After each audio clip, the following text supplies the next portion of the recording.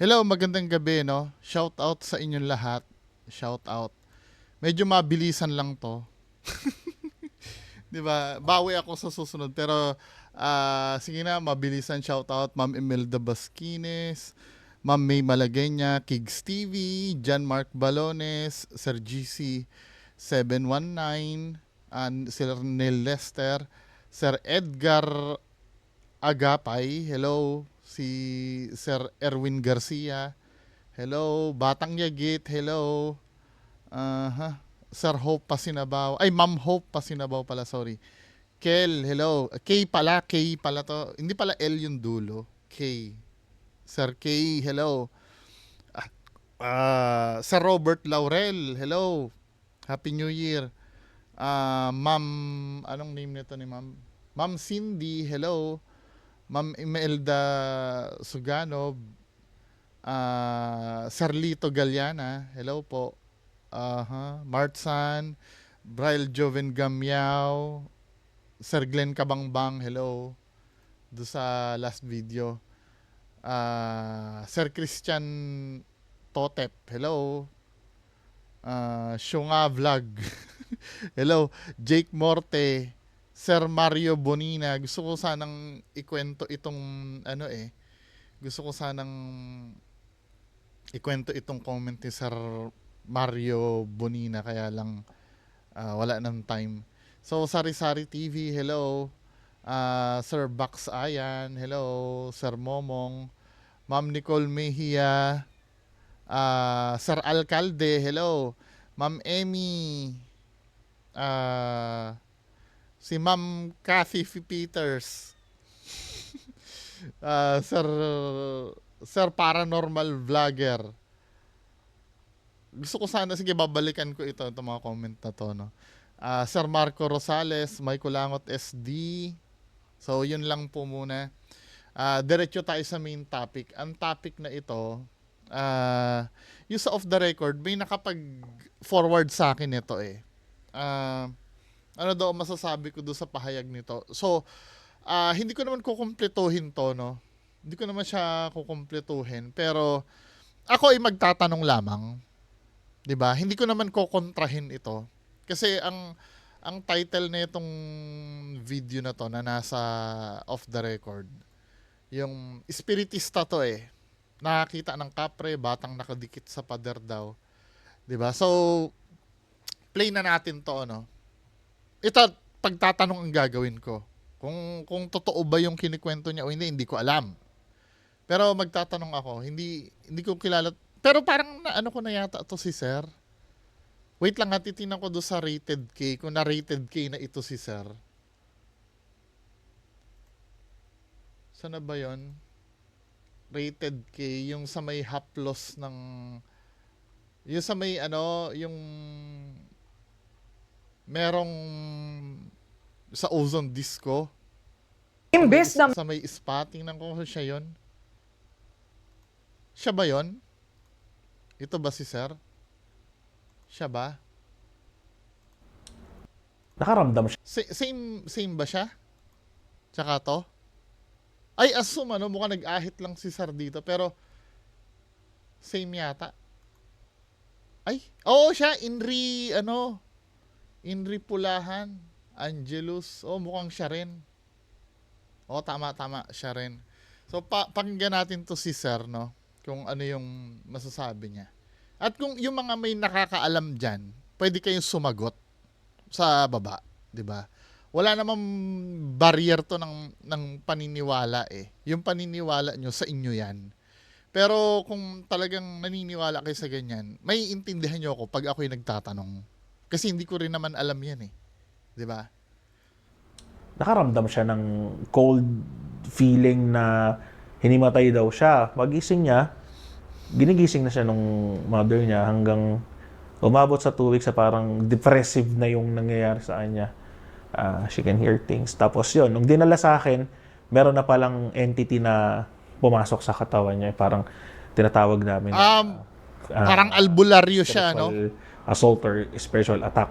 So, paglabas ko, may batang nagsisigaw sa loob. Napapagamot daw. Pag-check ko dun sa bata, iba na itsura ng bata. Tapos hindi na nila mailabas sa tricycle kasi ang bigat-bigat na raw.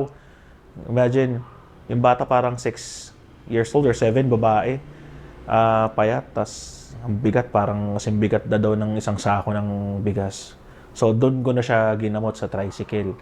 Pagpasok namin, kasi nakikita namin, hindi namin makita bukas yung nakauwang yung pinto. Pagbukas nung mentor namin, so tatlo kami pumasok sa loob, hindi talaga namin makita yung pasyente.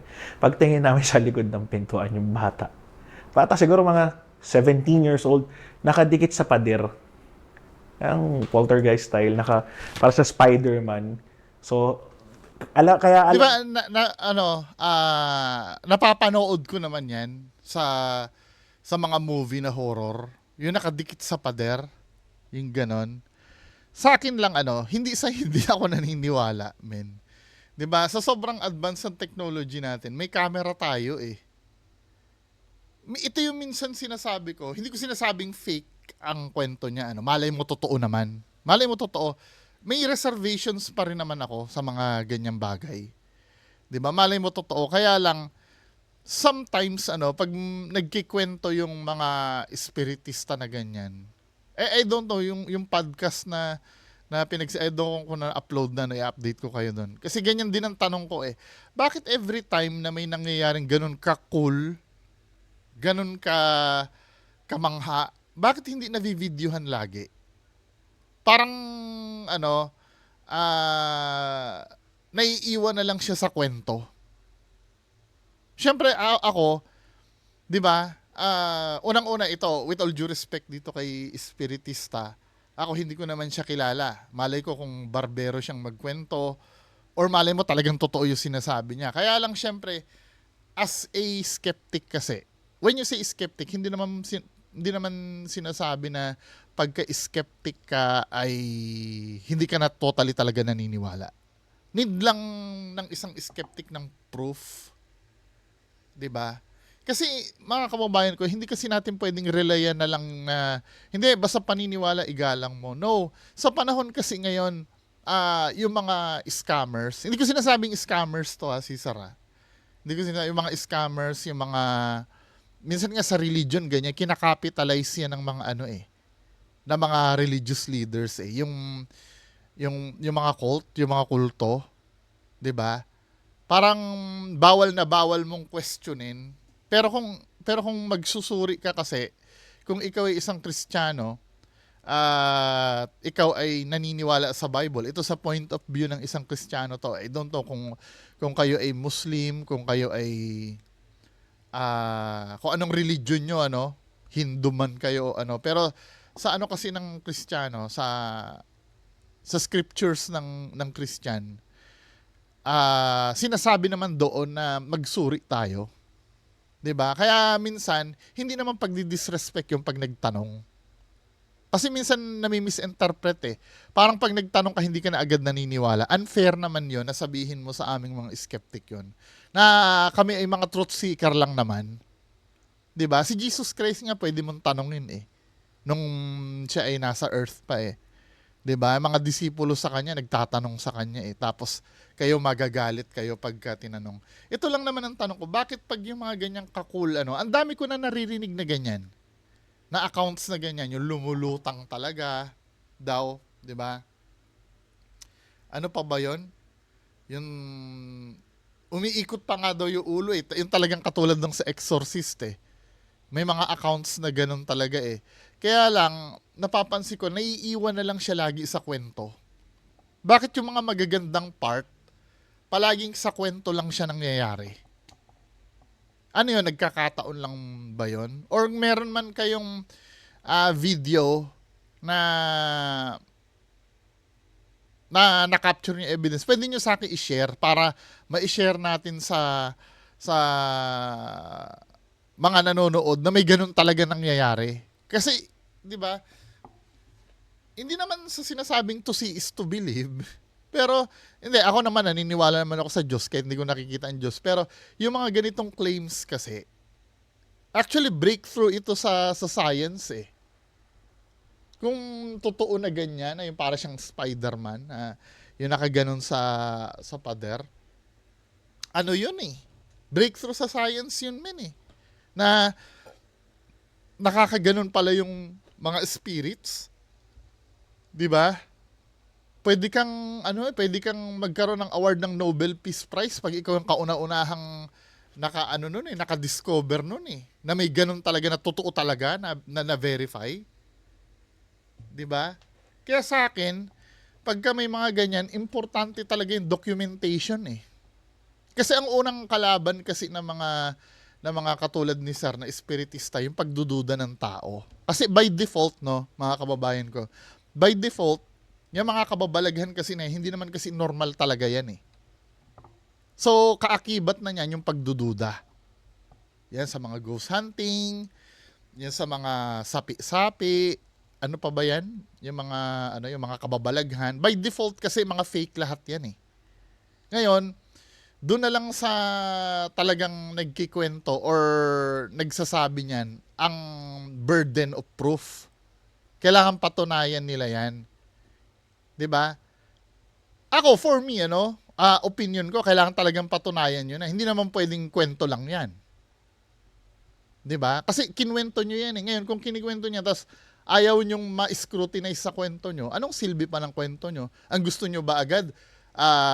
Isusubo na agad yung sinasabi nyo. Kasi yung mga tao kasi tumatalino na rin eh. Natututo na rin ang tao eh. 'Di ba? Sa mga hanay nila sir kasi may mga fake din kasi talaga. Hindi naman kasi pwedeng laging pagsasabihin lalamunin na lang ng lalamunin, 'di ba? Kaya nga yun, isa sa mga pinopromote ko dito si channel na to. Yung pagkakaroon ng critical thinking, 'di ba? Hindi ko naman sinasabing totally ka-bullshitan na lahat 'yan, 'di ba? Malay mo, meron naman talagang totoo. Kaya lang sana kasama doon na mabigyan ng linaw, 'di ba? Huwag magagalit pag natatanong. Okay lang naman na kahit anong sagot mo. 'Di ba? Iintindihin naman eh. Kaya lang syempre, kapag hindi satisfied doon sa sagot mo, may follow-up question pa 'yon. 'Di ba? Wala lang magagalit kasi nagagalit na agad eh. Hindi na agad ginagalang eh. Tapos, para maniwala ka. Hindi ko naman sinasabing hindi ako naniniwala. Kasi minsan may mga nagko-comment sa akin, para maniwala ka. Totoo pong di ba? Kaya nga nagtatanong, gusto ko rin talagang maniwala talaga. Di ba? Kaya inalam namin na nakadikit siya at parang naka-elevate siya doon sa pader kasi pag tingin namin, yung mismong paa niya, nakadikit na ganyan sa wall. Ngayon, pag naalala ko, nagalabutan pa rin ako. Di ba, ang napakaganda ng pagsakwento, no? Parang, ganito, no? Yung may insidente niyan sa KMJS, yung nag-levitate daw. Pero pag napanood mo na sa video, makakakita ka na ng makakita ka na ng scientific explanation kung paano nangyari yung levitation na yun eh. Pwede kasing ang mangyari, nagmatigas lang yung katawan niya. Tama ha, KMJS, levitate. Pero kung naiwan sa kwento yan at hindi na videohan, minsan exaggerated na yung kwento niyan. Sabihin, hanggang ganyang kataas ang lipad.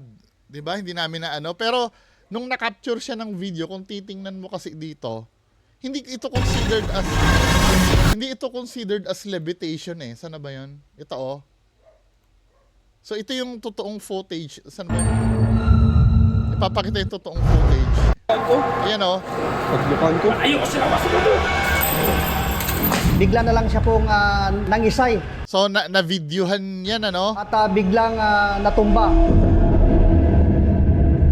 Nakapanindig balahibo talaga. Nung nakita namin na lumulutang na talaga. Alina sila masumata! Diba? Hindi naman nalulutang to eh. Nagko-contract lang yung mga muscle niya tsaka buto. Na unang-una ito, kung makikita mo yung anong tawag dito? Yung arch ba? Nung nakaganyan yung kamay ni Kuya na ibig sabihin, nililift niya rin to, may assistance din siya. Then ito, tinitigasan niya lang yung katawan niya. 'Di ba? Pero dun sa kwento nila, lumulutang na talaga. Nililift niya nga, hawak niya nga yung paa eh. Okay lang 'yan kung halimbawa wala silang contact sa katawan ng mga 'yan. 'Di ba? Wala silang contact, biglang lumutang yan. Pero Demonyo talaga ang nagsapi. ano to eh, hindi siya ano eh, napapansin mo, sa kwento ng security guard, lumutang daw talaga. Pero never niyang na-mention yung factor na hawak-hawak niya pa yung paa. May room pa rin sa ano, sa pagdududa. Kaya yun ang ano, yun ang tagal na natin ano, 15 minutes na. Yun lang ang gusto kong ma-establish dito sa topic na to. Kasi yun ang napapansin ko kadalasan eh. Napakaganda sa kwento eh. Ay, ako si Angelo Xavier. Isa akong espiritista, isa akong manggagamot, at isa akong estudyante ng esoterikong pag-aaral dito sa Pilipinas. Paano po kayo nag-aaral nagsimula pala ng siya. isang espiritista at may nagutsyok po ba sa inyo o may nangyari po ba para takapin ito? Paano po na? Marami naging origin kung paano ko natuklasan and paano ko siya na-embrace. First, simula pagkabata, nakaka-encounter na ako ng mga paranormal, like may nakikita, nakakalaro, hanggang parang yung family ko kasi, mother side and father side, may mga ganito rin na mga practitioners. Tapos over the years, Parang ano na nila ano. kakaedad ako, binata, hanggang ma-encounter ko yung mga mas experiences, mas scary and mas out of May YouTube this channel world ba na to? nga daw eh, and Si paranormal Sir. experiences na napagtanto ko na ito talaga yung life ko, from a corporate job, from amateur bodybuilding hanggang nagbanda. Ito yung naging Rockista pala si Sir. Eh. joyness and happiness na hindi na siya career eh. Kumaga parang mission na. It's somewhat profession, pero mas tinatawag namin siyang mission. Pwede niyo po Ulit ba ng sound sa labas eh, no? Sa audience po natin kung ano po ba ang ginagawa ng isang espiritista? Okay. So, ang espiritista kasi marami siyang variations eh. Pwedeng nagtatawas ka, pwedeng nanghihilot ka, pwedeng nakikipag-usap ka sa mga hindi nakikitang Kulit na nasa background eh, no? elemento, kaluluwa. Ang ginagawa ko naman is a way of healing. Gumagamot tayo ng mga nakukulam, nababarang. Nagbabasa rin tayo ng mga kalagayan sa baraha like tarot cards. Gumagamit din tayo ng pendulums and crystals for divination readings.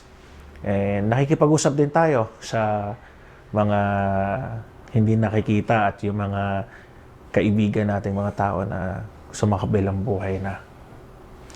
Before ako before ko in-embrace talaga yung 100% na pagiging espiritista. Actually, ano siya eh, dadadala ko siya kahit nung parang gusto kong maging normal yung buhay ko. Noon, nag-start ako as an employee sa US. Nung nag-migrate kami hanggang na-involve na ako sa ganun pala pagbabanda. Kasi way back nung high school, nagbabanda na naman ako dito eh. Hanggang nakapasok ako Kaya sa pala mga ganun yung corporate job diction nung niya. bumalik ako rito sa Pilipinas. So, yung mga episodes na yon, kahit pinipilit ko maging normal, may mga parts pa din, may mga moments pa rin na parang kailangan kong i-acknowledge or kailangan kong harapin yung spiritual na mundo. Doon tayo dito sa most viewed baka mamaya hindi tayo abot. Even yung pagtatawas kasi we're calling upon, the spirits eh. We're calling upon the dimension. Binubuksan natin. Nagkakaroon tayo ng mga portal sa paligid kapag nag-invoke tayo ng ganyan. So, hindi natin alam. Baka mamaya, dito kunyari sa studio, we're talking about spirits or we're talking about divinations. Baka mamaya, may mag-respond. So nga, binubuksan natin yung dimension eh. Yeah. Those are some awareness na risky siya. Pero kung mag-aaral naman, pag-aaralan, And with the proper guidance and with the protection and yung procedure, ano naman siya, magiging at least matututunan naman. Hindi ko sinasabing successful pero matututunan. 2000, I think that was 2000 or 2001. Fiesta sa Akainta, December 1 yun. So, ginagawa ng mga nasa parish namin sa Akainta, every December 1 fiesta, umaga, pinoprosesyon nila yung malaking dambana sa simbahan ng Kainta. So, nung dumaan yun sa street namin, nabanggit ko, sabi ko, ang lakas ng vibration nung bell. Sabi ko, ay, may sasapian yan. Tapos, nung magla-lunch na kami, nasa ano yun, na-post ko yun sa page namin. May nag-doorbell na ang driver is kakilala ko din at alam na nanggagamot na ako. Paglabas ko, may batang nagsisigaw sa loob. Napapagamot daw. Pag-check ko dun sa bata, iba na itsura ng bata. Tapos hindi na nila mailabas sa tricycle kasi ang bigat-bigat na raw. Imagine, yung bata parang 6 years old or 7, babae.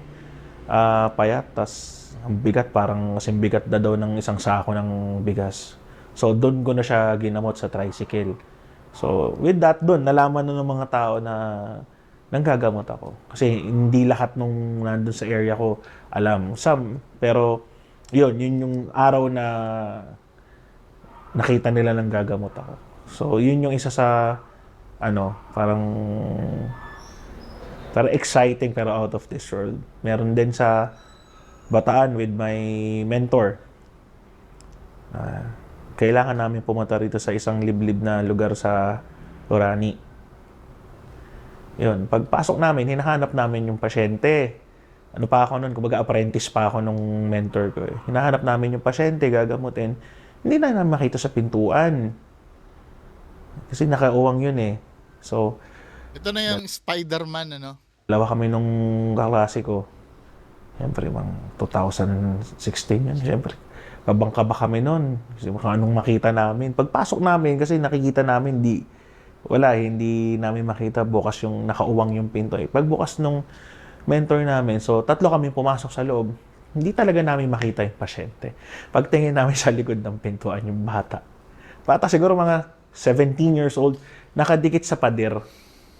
Ang poltergeist style, para sa Spider-Man. So, kaya inalam namin na nakadikit siya at parang naka-elevate siya doon sa pader kasi pagtingin namin, yung mismong paa niya, nakadikit na ganyan sa wall. Ngayon, pag naalala ko, nagalabutan pa rin ako. And that day, nung nagamot yun ng mentor namin, nag-ask yung parents na if we could stay kasi nga gustong ma-monitor yung medyo wealthy yung napuntahan namin. So, nag-request if we can stay para at least ma-monitor yung bata. So, doon na kami nag-dinner. Ngayon, habang nagkwentuhan kami, sabi nung mentor ko, kamusta yung pasyente? Nakakain na ba? Grabe, ang lakas ng sigaw niya kanina. Kung sino-sino binabanggit na pangalan. Tapos, lumabas yung pasyente. Pinapakinggan ko eh. So, mukhang okay naman siya. Tapos kinakausap nung mentor namin, hindi nagre-respond yung pasyente. So, baka inisip namin, baka mamaya, possessed pa to. So, wala na pala. Pagbalik nung bata sa kwarto, nagtanong yung mentor namin, bakit hindi nagsasalita yung anak nyo? Kanina, ang daming binabanggit na pangalan. Yung parents, yung manay sa tatay, nagkatinginan. Tapos sabi sa amin, hindi ho nagsasalita yung anak namin, pipi yung anak namin. May twist, ano? So, yun yung, sabi ko, grabe, possess, sabi. Kaya, pag iba yung nakikita natin sa TV, tsaka ron sa tunay. Hanggang ngayon, pag naalala ko, tumatayo yung balahibo ko. Pero 2016, hindi nyo man lang ba naisipang i-document yun? Hindi, kahit sabihin mo na kasi amazing yun, min eh. No? Hindi, maraming din naman sigurong factor, siguro gusto ng privacy nung magulang, 'di ba? Gusto ng kaya lang syempre sayang. Ito yung sinasabi ko na mananatili na lang kwento yon. Hindi ko sinasabing fake yon, pero nagde-defy kasi siya ng logic eh. 'Di ba? Hindi ko sinasabing fake yon, pero mas maganda sana kung na-videohan. Kasi ang dami ng napaka-cool na kwento na na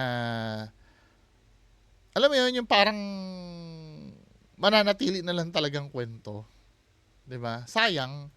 Nung bata ako, ang natiran kasi namin, yung unang bahay namin, hindi namin alam na may mga entities na. So, nung tumira kami, may mga paranormal activities na kaming na-encounter Dito hanggang sa isang most played. Tingnan third natin. eye natin. Lalo na kapag malalakas na yung energy ng entity.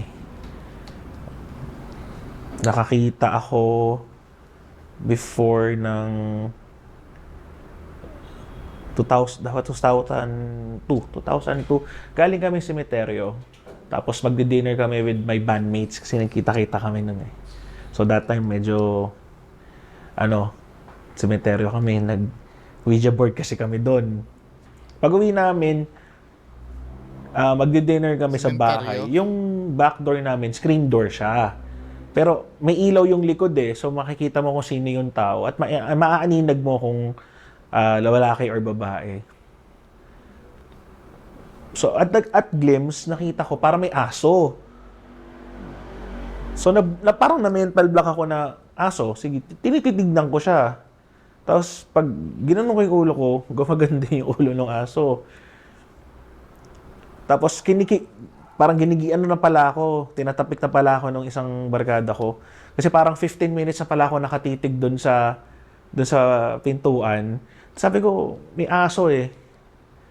Sabi ko, teka lang, paano aabot yung aso doon? Eh, yung screen door, dito yung kita. Eh, kung hindi naman malaki yung aso namin, pag nandun lang, hanggang dito lang yung tayo niya.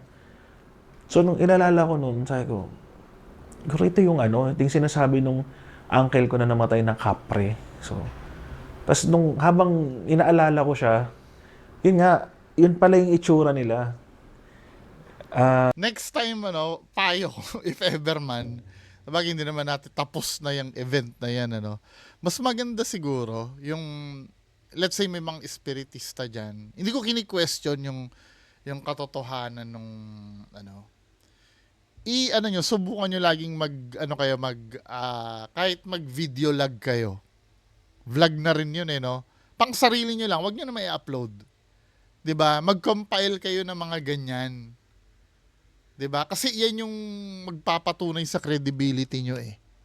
Kasi ako kadalasan, mga kababayan ko, hindi ako naniniwala doon sa sinasabi nila na nasa sa inyo yan kung maniniwala kayo o hindi. Hindi, nagkwento ka kasi sa amin eh. So dahil nagkwento ka sa amin, yung authenticity ng mga sinabi mo ay burden mo yon, hindi sa amin. Wag mo kaming i-reverse psycho na hindi, nasa sayo yun kung maniniwala ka o hindi. No, diniklara mo kasi sa amin yun as totoo eh. Dahil diniklara mo sa amin as totoo yun, pwede naming scrutinize yun, yung sinabi mo. Ibinigay mo sa amin yung istorya na yun eh. 'Di ba? Okay lang sana kung nag-explain ka na, kung talaga nagmamatigas ka. Pero yung sasabihin mo na lang bigla na, nasa inyo yun, kung maniniwala kayo, wala na sa akin yun. Hindi pwede eh. Di sana hindi mo na lang kinwento kung hindi mo kayang i-depensa yung sinabi mo. 'Di ba? Kasi kadalasan may nagko-comment sa akin diyan sa baba. Ito ay yung hindi daw obligasyon na i-explain yung yung power nila or yung tapos pag sinusubok daw sila, psychic daw ito eh. Pag sinusubok daw sila, hindi daw pwede. Na parang hindi ba daw magagana pagka sinubok sila?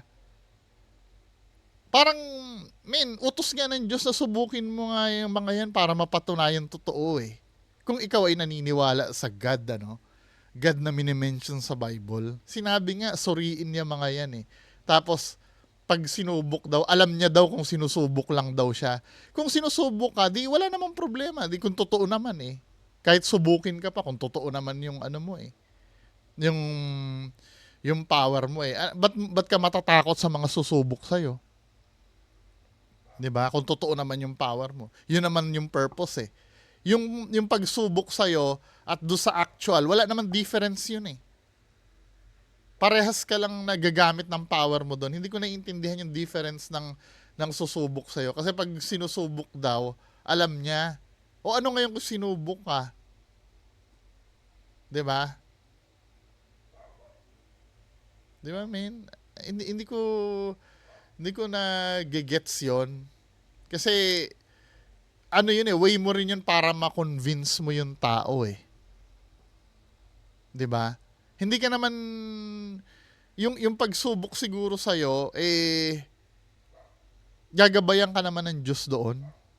'Di ba? Kung talagang sinusubukan ka, mapapatunayan nga na ano, kaya lang syempre 'di ba, ang daming mga palusot pagka halimbawa minomonitor na siya 'di ba? Yan ang kadalasan na hindi naman ito si Sarah pinag-uusapan natin. Yan ang kadalasan na hindi ko naintindihan sa mga albularyo. Yung pag minomonitor na sila, parang hindi nagagana yung power nila. Gagana yung power nila kung kailan convenient sa kanila. 'Di ba? I don't know kung to si Sir kung ganun, 'di ba? Kung ganun siya. Pero kadalasan kasi ganun eh. Pagka medyo sketchy na ganun na yung paninindigan, parang ano na, iba na yon, 'di ba? Yun lang naman. Hindi kasi kaya ko sinasabi itong mga to. Marami kasing naluloko sa mga ganitong bagay, mga kababayan ko. 'Di ba? Minsan gumagastos ng malaki. Paulit-ulit ko naman sinasabi yung mga katulad ni Sir Aguilos, hindi mo kasi mamomonitor sa kanila kung sino sa kanila ang peke. Kasi wala naman nagre-regulate sa profession ng mga yan eh. Hindi naman katulad yan ng mga doktor or mga abogado. Malalaman mong peke ang doktor o abogado dahil may sertifikasyon sila or lisensya. Itong mga ito wala. 'Di ba? Kaya pagka sumugal ka ng paniniwala sa mga ganyan, 'di ba? Doon mo na lang malalaman kung totoo, 'di ba? Gumaling ka or nawala yung sapi mo kung totoo. Pero kung peke, napapansin mo, kaya ang pinaka kauna-unahang or kauna-unahan na kailangan mo talagang bantayan yung pagiging matakaw sa pera nung nung manggagamot eh. Sige, palulusutin ko na yung paniningil palulusutin ko na kasi ang mga wala lang karapatang maningil kapag tinutukoy nila kung ang power nila ay nanggaling sa Diyos. 'Di ba? Pag sinasabi ng galing sa Diyos yung power nila, bawal maningil 'yon dahil pinagbili naman ng Diyos na na wag ka dapat maniningil pagka manggagamot ka. Pagka ang ibinigay sa iyo ay galing sa Diyos. Pero kung yan ay dahil sa gabay ng espiritu niya, kasi may tinutukoy yung culture natin, may mga babaylan, 'di ba? Na sinasabi may gabay sila na nature spirit. Hindi ko na-questionin yung paniningil nun, 'di ba? Pero pag mini-mention niyo ang Diyos at naniningil kayo, off sa akin 'yon kahit kailan. Hindi yun hindi magandang combination yun. Kaya nga yun ang unang yun ang unang titingnan nyo sa manggagamot. Kapag ang sinasabi niya, yung power niya ay nanggagaling sa God, 'di ba? Tapos sabay naniningil yan, medyo mag-isip ka na. 'Di ba? Hindi ko sinasabing fake, 'di ba? Malay mo totoo naman makagaling yan kahit na naniningil yan, malay mo totoo naman makagaling yan, pero hindi na galing sa Diyos yung power niyan.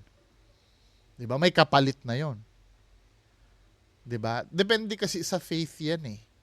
Pero pagka matakaw na sa pera yung manggagamot, medyo ka na doon eh. Off ka na dapat doon kasi ang panggagamot kasi mission 'yan eh. Pag dinideklara mo na galing sa Diyos, 'di ba? Yung power mo. Meron nga sa akin na may trap question sa akin na 'di ba galit daw ako sa mga naniningil. Bakit daw si Sir Ed naniningil, hindi daw ako nagagalit. Na-interview ko si Sir Ed regarding dyan kasi ang power ni Sir Ed ay galing sa gabay. Typical na ano, sabi niya ha, I don't know, bahala kayo kung skeptic pa rin kayo dun sa ano. Galing daw sa gabay, parang typical ito na ano na mga traditional na albularyo natin. Kasi bago pa man dumating ang mga dayuhan sa atin, may mga nature spirits na tayo. So yung paniniwala niya, yung basis niya, ano yon, hindi galing sa biblical God. Sa spiritual guide galing yon. Kaya hindi ko pwedeng i-apply yung logic na nasa Bible kay Sir Ed. O sige, sinasabi ko na sa inyo ha. Yun na yung logical explanation sa akin ni Sir Ed nung tinrap ko siya. Kasi yung unang pagkikita namin ni Sir Ed, yan agad ang binanat ko sa kanya. 'Di ba? Kaya yun yung sinasabi ko na circumnavigate niya yung sa Bible. O, dito niya na nalaman na kasi may tinatawag kasing gabay, 'di ba? Parang ganito lang yan, men, ano. Kapag ka ang faith ng isang tao ay nakabase sa iba. Pero naniniwala naman si Sir Ed sa Diyos, 'di ba? Kasi may mga example din naman siya na regarding sa Diyos. Kaya lang yung power niya mismo hindi naman yun ang origins nun. Ayon sa kanya hindi naman sa biblical God. 'Di ba? Sa spiritual guide yun, katulad ng mga ancestors natin. Mga American Indian ganyan, 'di ba?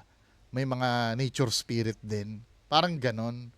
Kaya hindi applicable yung biblical sa mga ganong bagay.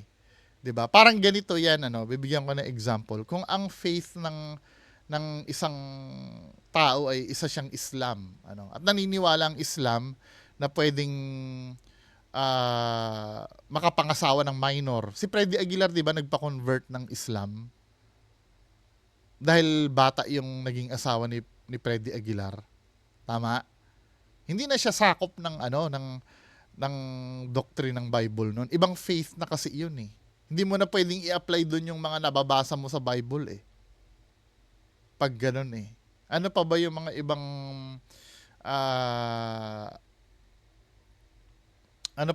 ibang faith na kontra sa Bible? Let's say sa Hindu, Hindu ba or Buddhism, 'di ba? Yung tinatawag na karma, wala namang karma sa Bible eh. 'Di ba? Yung word na karma, wala namang karma yun, wala namang sa nun eh, sa karma eh. Tapos 'di ba, sa mga Muslims may jihad, may holy war na tinatawag. Wala naman sa yun eh. 'Di ba? Iba naman ang Shintoism din. 'Di ba? Kaya pipiliin mo dapat yung gagamitan mo ng talata ng Bible. Pero sa case kasi ng mga manggagamot, 'di ba? Minsan mine-mention pa nila si Jesus Christ eh, ang kapangyarihan ni Jesus. Si Maestro Ozzy nga, espada ni Jesus. 'Di ba? Gumaganon pa yan eh. Yung Jesus ba na yun, sa niya ba natutunan yung yung buhay ni Jesus na tinutukoy niya na yun, 'di ba? Galing din sa Bible yun. Makatwiran lang na gamitin yung Bible laban sa kanya. 'Di ba? Pero yun lang naman sa akin ang pinaka red flag pag matakaw sa pera yung espiritista. Medyo out na tayo diyan. Kayo, bahala pa rin kayo, pera nyo pa rin naman yan eh. 'Di ba? Pero mararamdaman nyo naman yun pagka halimbawa yung sasabihin ng mas maganda daw ang gamutan pag malaki ang bigay. May manggagamot na nagsabi niyan. 'Di ba? Kahit ako yung nag-i-spiritual na, parang half-hearted, na hindi ako naniniwala. Kaya lang, nung ako na yung nagkasakit ng spiritual, dun ko na talaga in-embrace na, okay, so ako na yung nakaramdam na. Kasi nag-i-spiritual ako, nanggagamot na ako, nagka-tarot reading na ako. Tapos sabi ko, hindi naman ako tatabla ng ulam na yan. Hindi naman totoo yan. Pero 'di ba, parang napaka-ironic na nag-practice ka ng spiritual but you don't believe in witchcraft. Ironic nga 'yan eh, 'di ba? Tapos hindi ka ng witchcraft.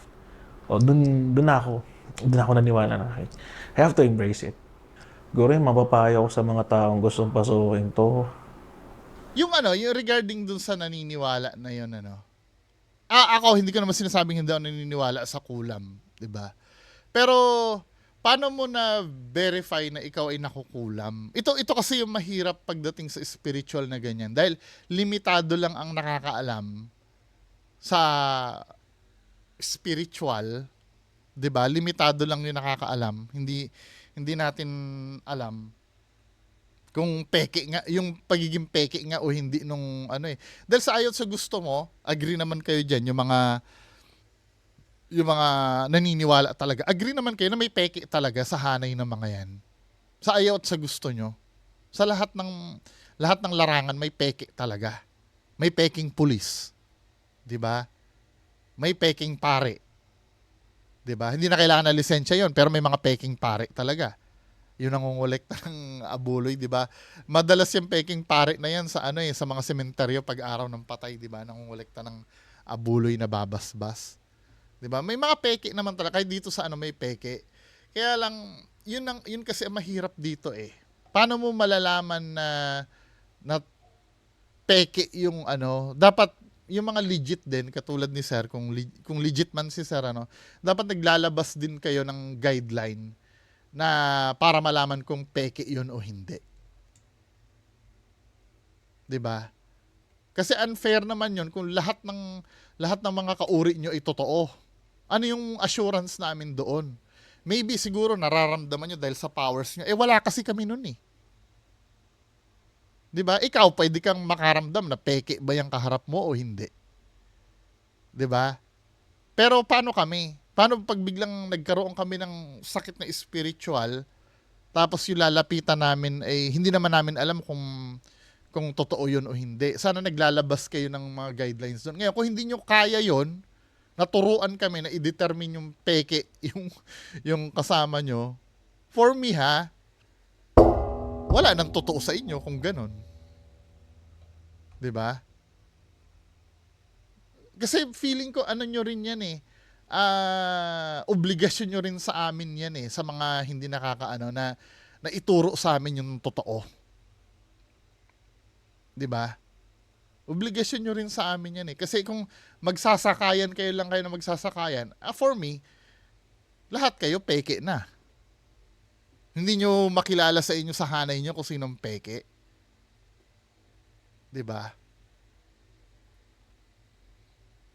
Kasi laging pinopromote nyo. Dati hindi ako naniniwala. Ngayon, nung nakulam ako, naniniwala ako. 'Di ba?